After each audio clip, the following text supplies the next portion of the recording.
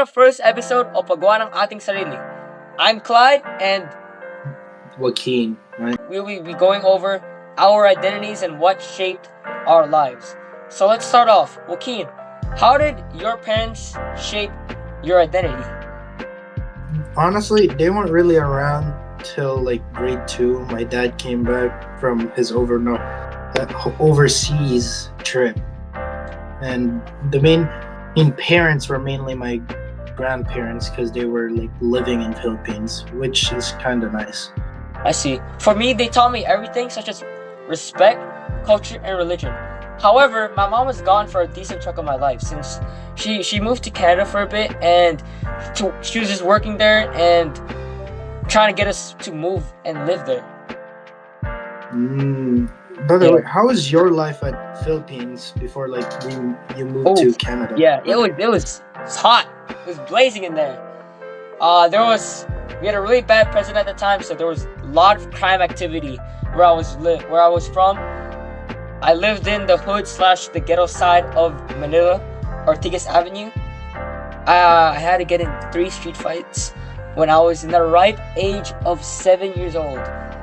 I also had a very weak immune system, as well as due to the dirty stuff in the Philippines. So I went to the emergency room many times. But other than that, it was pretty chill. We get to shop, go to the mall around the palenques. I get to see family very well. The food there is really good. Just everything else is nice except for those 2 factors, I guess. How about for you?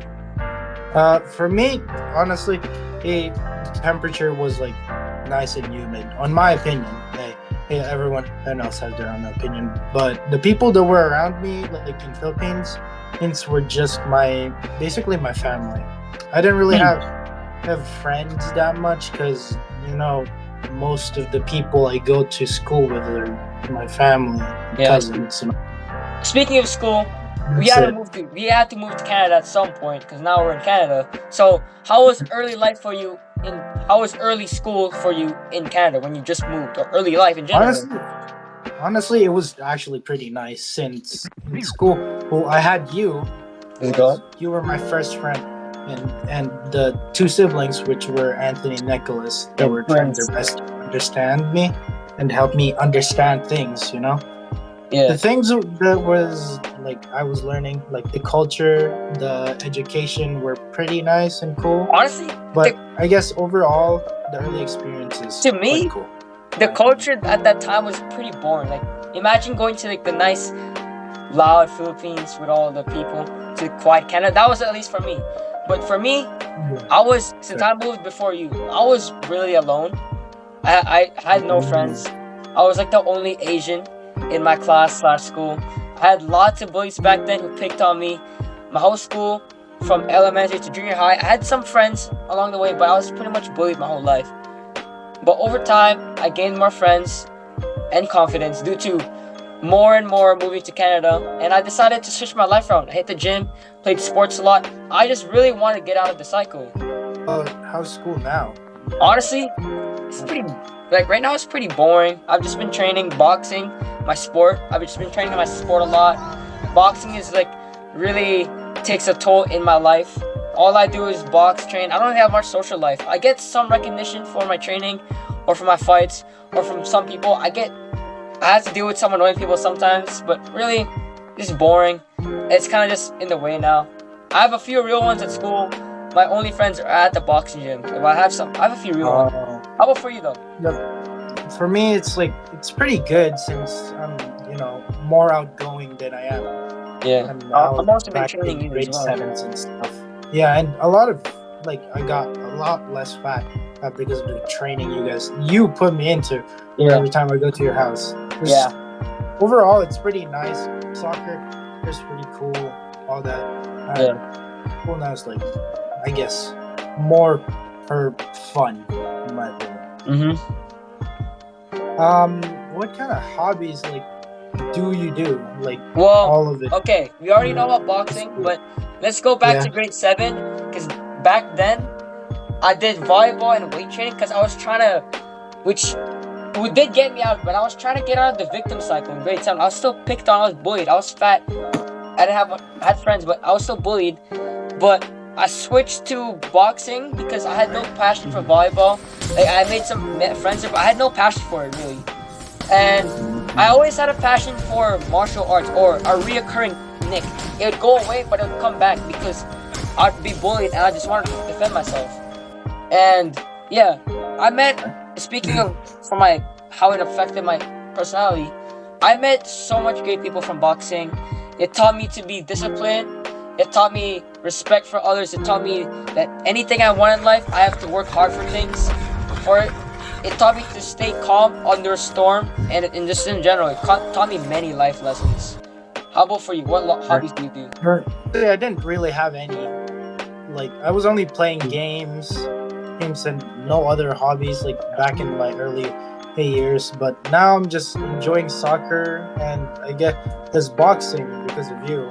Yes, sir. I had a little bit of a, I guess, how do I say this? I had a little bit of a nick for kickboxing because it was pretty cool, in my opinion. Yeah, it's pretty. Philippines, what impact does our culture, Filipino culture, have on both of us? You first. To be honest, my parents were like, and a lot of my family was like very religious and all that. They were mainly like just going around preaching and all that, and that's it. Yeah, same here, man. My lolo was actually a priest, and everyone respected him for it.